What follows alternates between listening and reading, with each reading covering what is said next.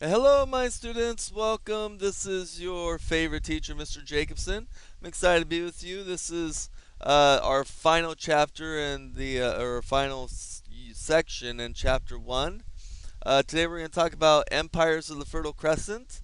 We've talked about just recapping. We talked about sort of the whole hunter and gather. We talked about the agricultural revolution.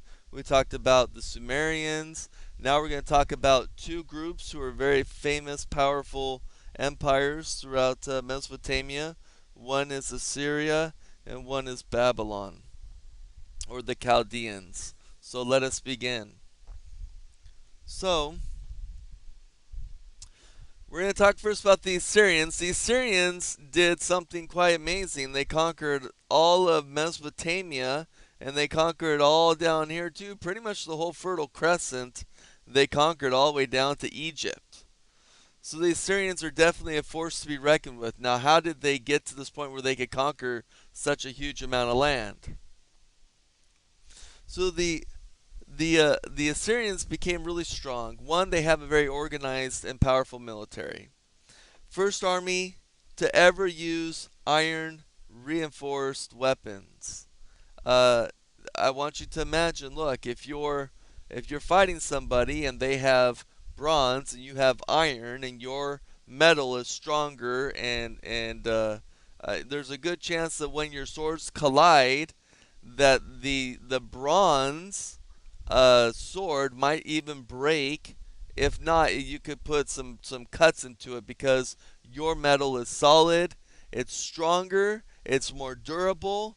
So they had more better technology um, than their counterparts in the region. Now they learned how to make this iron from the Hittites, but they were the first. The Hittites used it for tools, but they were the first to actually make it for weapons. And because of that innovation, that jump in technology, they were able to overpower their enemies. The army also had chariot riders and soldiers who fought on horsebacks. They used battering rams. They tunneled under walls. Those who fought them were punished and relocated. So the Assyrians, they were pretty amazing, and when I say amazing, I mean they were just a warrior-like people. I mean you did not want to mess with them. People were afraid of the Assyrians. When they said the Assyrians were coming, people had fear in their eyes. And one of the reasons they had fear wasn't just because they would beat you, but what they would do to you after they beat you. They would relocate you. So when the Assyrians conquered an area, so in this example, they conquered part of Israel, of ancient Israel. They would then take a family, and they'd like take the father, the mother, the kids, and they would relocate them and separate them throughout their whole kingdom. So the father could end up going to Gozam, the mother could end up going to Nineveh, and the kids could end up going to Ashur, Babylon, or somewhere else in the kingdom. And so they would relocate, and they did that one so people wouldn't revolt anymore because you're taking their population away, and two, to strike fear. Hey, if you want to fight us, then if we win, you're never going to see you're going to live life without your loved ones.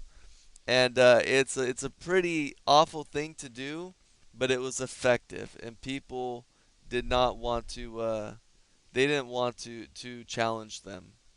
Few people challenged the Assyrians. They had a well organized government. The Assyrian kings divided the empire into provinces or political districts. They chose officials to govern each province. The job of these officials was to collect taxes and enforce the king's law. Assyrian kings built roads to join all parts of their empire.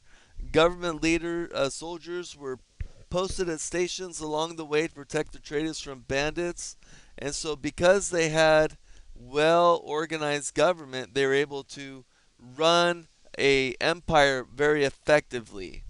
And so, by choosing um, by making provinces and choosing governors for each of those provinces, that's a very strategic move. And second, they created a very good road system, which makes it easy to transport and to travel. So life in Assyria, the Assyrians lived much like the Mesopotamians. Their writing was based on Babylonian writings, so they copied a lot from the ancient Babylonians. Um, they worshiped many of the same gods as the Babylonians. Their punishments for breaking laws, however, were more severe than the Babylonians. The Assyrians, you didn't want to challenge them or test them because they were very severe in their punishments. Nineveh Library. As builders, the Assyrians showed great skill. They erected huge temples and palaces. They filled with wall carvings and with statues. They also produced and collected lots of literature. And probably it's either one of the world's or probably the world's first and most impressive library is the Library of Nineveh, and it held approximately 25,000 tablets of stories and songs to the gods of that time. So now we're going to jump to another group of people, the Chaldeans. So the Chaldeans were a group of people that lived around the Arabian Peninsula about 1000 BC.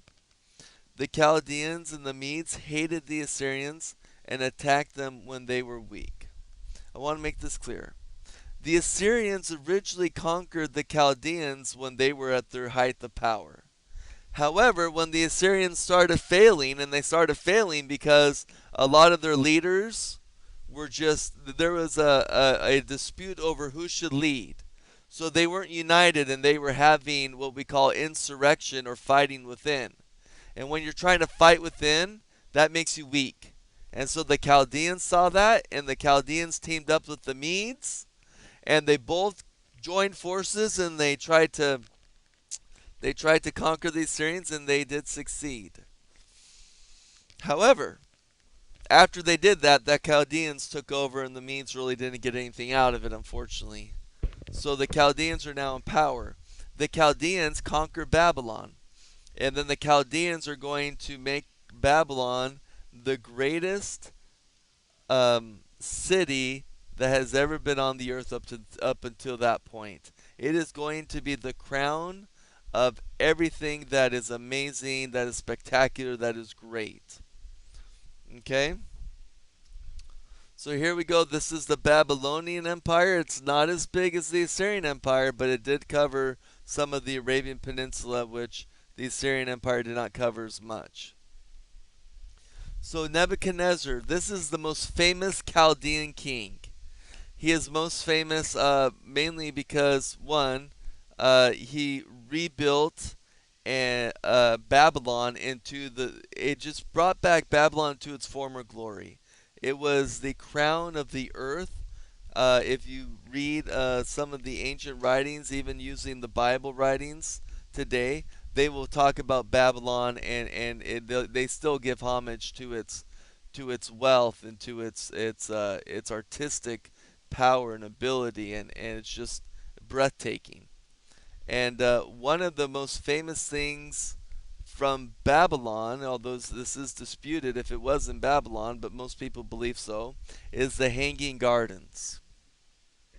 So this is a picture of the Hanging Gardens, of what people thought it might look like. You have the beautiful palace here, and then you have the palace is all inundated with shrubbery and greens. The story goes that Nebuchadnezzar had a wife, one of his many wives, because there was plural polygamy then, and one of his wives was from up north where there was a lot of greenery, and she was living in Babylon, and she was kind of sad, and she wanted things to be more like what she was used to growing up, and so Nebuchadnezzar created the Hanging Gardens for this wife. So some of the achievements of the Babylonians: one, they created the first sundial. So over here, if you look to the right, this is an actual sundial. Okay, probably not the one that the Babylonians created, of course, but it's still the idea that if you have some pointer and based on the shadow of where the sun is in the sky, you can see the type of shadow, and that can give you an idea what time of the day it is. They're the first to develop a 7-day week. They had astronomers. They mapped stars, planets, phases of the moon. They were all into astronomy, astrology, and and we benefit greatly because of their contributions in the earlier days. So why did the Babylonian Empire fall? So there were a number of weak leaders. So usually weak leaders is a really good indication that they're probably gonna fall. This happened to the Assyrians, and now this is happening to the Babylonians. They had some poor harvests. Their trade decreased as the Chaldeans lost power.